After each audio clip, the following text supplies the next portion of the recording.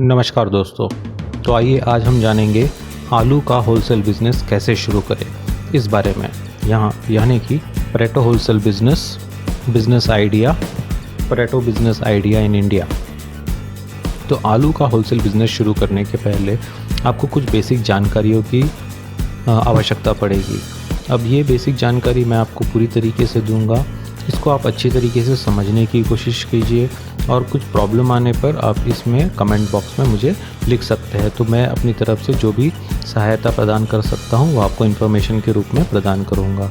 तो आइए जानते हैं आलू का होलसेल बिज़नेस कैसे शुरू करें। अब आलू का होलसेल बिज़नेस शुरू करना वैसे कोई काफ़ी डिफ़िकल्ट बात नहीं है, काफ़ी आसान बात है। यदि आप कोई भी मामूली काम कर सकते हो तो आलू का होलसेल बिज़नेस आप बखूबी कर सकते हो। इसमें ज़्यादा दिमाग लगाने की कोई ज़रूरत नहीं है। तो आइए जानते हैं कि ये शुरू कैसे किया जाए। तो इसकी लागत वैसे बहुत कम होती है। इसमें सारा खेल जो होता है वो आप किस रेट पे आलू की ख़रीदारी कर रहे हो और कब उसे बेच रहे हो, ये दो ही चीज़ों का सबसे बड़ा महत्वपूर्ण बात होता है। तो ये जानिए कि आज के वीडियो में हम लोग पहले देख लेते हैं कि हम लोग किस किस विषयों पर डिस्कस करने वाले हैं। हम लोग ये सीखेंगे कि आलू का बिज़नेस कैसे करें। आलू का बिज़नेस करने के लिए हमें किन चीज़ों की ज़रूरत है, तो मालूम पड़ गया आलू की तो ज़रूरत है ही है। आलू को छोड़ के और क्या क्या साधन हमें चाहिए। दूसरा, हम आलू कहाँ से ख़रीदेंगे, हम आलू को कहाँ पे स्टोर करेंगे, कोल्ड स्टोरेज के बारे में हम जानेंगे। इसके बाद हम देखेंगे कि आलू को किस तरह से बेचना है, किस दाम पे बेचना है, आलू को कब बेचना है और आलू को इस तरह से बेचना है जिससे हमें ज़्यादा से ज़्यादा मुनाफा मिल सके। तो आइए दोस्तों शुरू करते हैं। तो अभी हम देखते हैं सबसे पहले कि आलू का बिज़नेस कैसे शुरू करें। तो देखिए मित्रों, कोई भी बिज़नेस जब आप कर रहे हैं, जैसे कि आलू का बिज़नेस कर रहे हैं, तो आप आलू किस रेट पे ख़रीद रहे हो, इस पे सबसे बेसिक चीज़ हमारी शुरू होगी। आलू जो हम सस्ते में ख़रीदते हैं तो हमारा मुनाफा बहुत ज़्यादा होता है। यदि आलू हमने महंगे में ख़रीदा तो मुनाफा काफ़ी कम हो जाएगा ना। तो ये सस्ते से सस्ता आलू हम कहाँ से ख़रीदें। तो अभी आपको ये थोड़ा सोचना पड़ेगा कि कौन सी जगह है, कौन से स्टेट्स है जहाँ पे आलू सबसे ज़्यादा पैदा होते हैं। तो जहाँ जो चीज़ सबसे ज़्यादा पैदा होती है, अगर हम वहाँ से चीज़ें लें तो हमें वहाँ से काफ़ी सस्ते में मिलेगी। जैसे आलू का सबसे ज़्यादा पैदावार होने वाला स्टेट है महाराष्ट्र, यूपी, कर्नाटका। अभी ये जानते हैं कि कौन से महीनों में हमें सबसे ज़्यादा आलू की पैदावार होती है। तो जैसे महाराष्ट्र, यूपी में ले लीजिए तो मार्च के महीने में वहाँ पे काफ़ी आलू पैदा होते हैं। और उसी तरह से हम कर्नाटका की बात करें तो अगस्त, सितंबर के महीने में वहाँ पे काफ़ी आलू की पैदावार होती है। तो यदि हम इस समय, जैसे ये महीने मैंने आपको जो बताया और ये जो राज्य मैंने बताया, उस समय अगर आप वहाँ से ख़रीदते हैं तो आपको आलू काफ़ी सस्ते में मिल जाएंगे ना। दूसरा है कि अब ये ख़रीदने का समय तो हमें पता पड़ गया है, लेकिन अब ख़रीदे कहाँ से। तो ख़रीदने के 2-3 रास्ते होते हैं। तो जैसे कि आप सीधे आप जो है किसान भाई से सीधा जाके ख़रीद सकते हो। लेकिन अगर आप किसानों से सीधा ख़रीदने की मनीषा रखते हो तो आपको जो फसल है, फसल के पैदावार के बारे में कुछ ज्ञान होना ज़रूरी है। कौन से वैरायटी का है ना, किस तरह का है, और इस सारी चीज़ों को आपको जानना ज़रूरी है। और ये हो गया, आप सीधा जो है किसान भाई से अपना पेमेंट दे के अपना माल उठा सकते हो। कभी कभी जो है किसान आपके पास डिलीवर भी कर देता है, तो फिर ये भी आपको उसी समय क्लियर करना होगा। सेकंड है, आप कोल्ड स्टोरेज से ख़रीद सकते हो। कभी बहुत क्षेत्रों में ऐसे भी होता है जो किसान भाई है, जब जैसे ही उनके यहाँ पे पैदावार हो गई तो वो सारा माल एक साथ जो है कोल्ड स्टोरेज वालों को बेच देता है। वो अपना पैसा लेके बाजू हो जाता है। अभी कोल्ड स्टोरेज वाला जो है उसे संभाल के रखता है और धीरे धीरे करके वो माल बेचता है। तो आपके पास सेकंड ऑप्शन होता है कि आप कोल्ड स्टोरेज वालों से संपर्क कीजिए और वहाँ से ख़रीद लीजिए। या तो तीसरा रास्ता होता है एजेंट के थ्रू, ब्रोकर के थ्रू या दलाल के थ्रू। तो इनके थ्रू जब हम लेते हैं तो इसमें हमें एक चीज़ का ध्यान रखना होगा कि हमें उसमें कमीशन देनी पड़ती है, जो कि 1 से 1.5% होती है। वो आप भी देते हैं और वो किसान भाई से भी लेता है। तो इस प्रकार वो दोनों से भी कमा लेता है। लेकिन हमें एक चीज़ इसमें अच्छी होती है कि जब हम एजेंट के थ्रू लेते हैं तो उसके जो संबंध है वो फार्मर से, जो किसान भाई से जब अच्छे होते हैं, उनका लॉन्ग टर्म रिलेशन होता है, तो उनमें एक विश्वास रहता है। तो हमें जो है पार्टली पेमेंट करने की सहूलत मिल जाती है।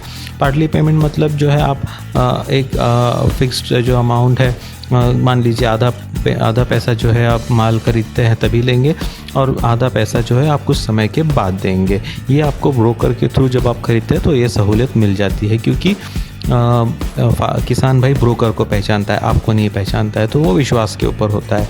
लेकिन अगर आपके पास पैसा है तो आप सीधा फार्मर से, ये तो सबसे अच्छी बात होगी। दूसरा फ़ायदा ये है कि जब आप सीधा फार्मर से लेते हैं और फुल कैश पेमेंट करते हैं तो आपको कम से कम 10% मार्केट रेट से डिस्काउंट मिल जाता है। यानी आप सारा पैसा एक साथ दे रहे हो तो फार्मर जो है आपको एक 10% कम भाव में सामान बेचने को तैयार भी हो जाता है। ये हो गई। अभी हम कहाँ से ले, इस बात की जानकारी तो हमें मिल गई। अभी दूसरा है कि अगर आप सक्षम हैं, यदि आप सक्षम हैं तो आप अपना पेमेंट जो है एक साथ किसान भाई को दे सकते हो या फिर पार्ट भी दे सकते हो। यह आपकी और किसान भाई की जो है विश्वास और आपके कैसे संबंध है उसके ऊपर डिपेंड करेगा।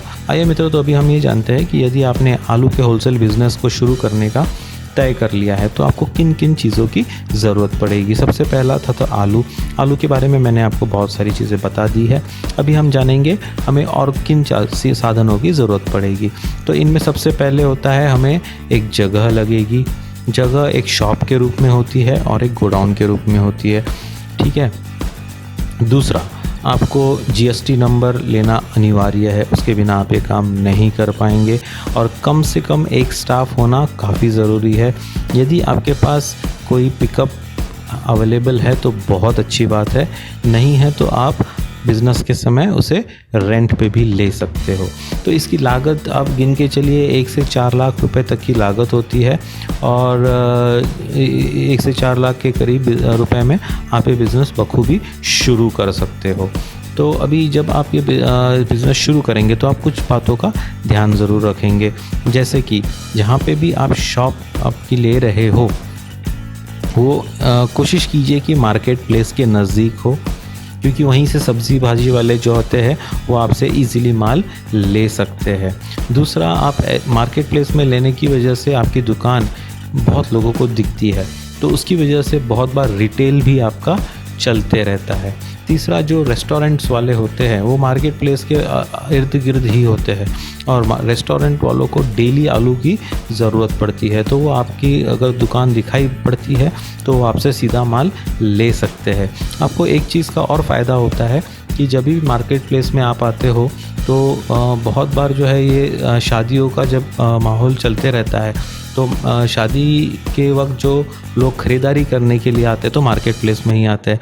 अगेन, जब उन्हें आपकी होलसेल वाली आलू की शॉप दिख जाती है तो शादियों में लगने वाला जो आलू होता है वो आपसे वे सीधा खरीद सकते हैं। तो इसलिए आपको मार्केट प्लेस में होना काफ़ी ज़रूरी है। मैं ये नहीं कह रहा हूँ कि आपको गोडाउन मार्केट प्लेस में लेना चाहिए, लेकिन आपकी जो शॉप है अगर वो मार्केट प्लेस में है तो बहुत ही अच्छी बात है। तो इसमें आपको जो है, अगर आप किराए पे ले रहे हो तो आपको एक शॉप का किराया पड़ेगा, एक गोडाउन का किराया पड़ेगा जो आप रेंट पे ले रहे हो और उसमें से कुछ डिपॉजिट देना पड़ता है। और पिकअप का मैंने आपको बता दिया, आपके पास है तो बहुत अच्छा, नहीं तो किराए पे ले सकते हो। तो देखिए मित्रों, ये सब करने के बाद हम ये समझते हैं कि ये जो बिज़नेस है ये एक मीडियम रिस्क वाला बिज़नेस है। देखिए मतलब ऐसे तो नहीं होता है कि हाई रिस्क वाला बिज़नेस नहीं है। मतलब जो भी अप डाउन होता है, उतार चढ़ाव होता है मार्केट प्राइस में, वो 1 से 2 रुपए का डेली होते रहता है। तो ऐसा नहीं होगा कि आप जो है पूरी तरह से पैसा ही खो बैठो, इस तरह तो नहीं होता है। और बल्कि इंडिया में तो आप सभी को पता है, हमारे सभी के घर में आलू का किस तरह से खपत होती है, किस तरह से हमें कंज्यूम किया जाता है, किस तरह से हमें रोज़मर्रा की ज़िंदगी में आलू की ज़रूरत पड़ती है। उसी तरह से हर किसी के घर में आलू की ज़रूरत काफ़ी पड़ती है, आलू की काफ़ी डिमांड होती है। इसीलिए ये मीडियम रिस्क में आता है, क्योंकि नुकसान होने के चांसेस बहुत कम हैं, बल्कि यहाँ पे फ़ायदा होने के चांसेस बहुत ज़्यादा है।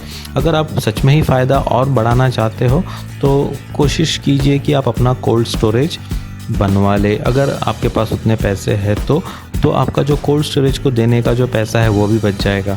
ये जान के चलिए कि जो कोल्ड स्टोरेज वाले हैं वो करीब 200 रुपये प्रति क्विंटल के हिसाब से आपसे पैसा लेते हैं। अगर आप अपना खुद का बनवा लेते हो तो आपका वो पैसा बच जाएगा, या तो फिर अगर नहीं है तो फिर ठीक है, आप कोल्ड स्टोरेज में सामान रखवा के फिर वहाँ से अपने हिसाब से मंगवा सकते हो। बस इसमें थोड़ा सा पैसा लग जाता है, तो कोई बात नहीं। कोल्ड स्टोरेज तो आप धीरे धीरे जैसे आपका बिज़नेस बढ़ रहा है उसके हिसाब से आप और भी इन्वेस्ट करके और अपना मार्केट बढ़ा सकते हैं। अभी बात करते हैं कि इसमें प्रॉफिट मार्जिन कितना होता है। तो देखिए मित्रों, ये जो बिज़नेस है आलू का बिज़नेस, होलसेल बिज़नेस, आलू के होलसेल बिज़नेस में काफ़ी अच्छा मार्जिन होता है। जैसे मैंने वीडियो के शुरुआत में बताया कि इसमें नहीं ज़्यादा जानकारी की ज़रूरत होती है, नहीं आपको बहुत ही स्मार्ट होने की ज़रूरत होती है। आपको यदि कोई भी बेसिक चीज़ करनी आती है तो आलू का होलसेल बिज़नेस आप बखूबी कर सकते हो। इसमें मार्जिन है कम से कम 40 से 50% मार्जिन। तो 40 से 50% मार्जिन पे लोग काम करते हैं, मतलब आप जो है इतना अच्छी रकम इसमें से पैदा कर सकते हो। और इससे भी ज़्यादा मुनाफा यदि कमाना है तो वो आपके ऊपर डिपेंड करेगा कि आपने जो आलू ख़रीदा था स्टार्टिंग में वो आपने किस रेट पे ख़रीदा था, कहाँ से ख़रीदा था, और आपका जो है कस्टमर बेस कितना अच्छा है, इसमें से आने वाले वॉल्यूम कितना है, कितना आपका डेली का और जो है ख़रीदी और बिक्री होती है। इसके ऊपर आपका जो प्रॉफिट मार्जिन है 40 से 50% के ऊपर भी जा सकता है। तो देखिए मित्रों, आज के वीडियो में आज हमने आपको जो जानकारी दी ये मेरी तरफ से तो मुझे लग रहा है कि ये काफ़ी एडिक्वेट सी जानकारी है। इसमें कोई भी व्यक्ति डेफिनेटली ये बेसिक जानकारी को लेकर आगे बढ़ सकता है। फिर भी यदि आपको लगता है कि कोई चीज़ रह गई हो तो फिर आप डेफिनेटली कमेंट में जो है मेंशन कर दीजिए। अगर मेरी तरफ से हो सकी तो वो जानकारी मैं डेफिनेटली आपको दूंगा। आलू का होलसेल बिज़नेस कैसे शुरू करें, इस प्रश्न का उत्तर मैंने आपको दे ही दिया है। तो आलू का बिज़नेस होलसेल शुरू करने के पहले ये वीडियो ज़रूर देख लीजिएगा और अपने दोस्तों और मित्रों को भी दिखाइएगा, जिससे कि आलू के होलसेल बिज़नेस में वे अच्छी तरह से मुनाफा प्राप्त कर सके। तो मिलते हैं अगले वीडियो में, तब तक के लिए जय हिंद। वीडियो को लाइक शेयर सब्सक्राइब करना बिल्कुल मत भूलिएगा, जिससे कि आगे आने वाले सभी वीडियो के बारे में सारी अच्छी नोटिफिकेशंस आपको सबसे पहले मिल जाए। Thank you.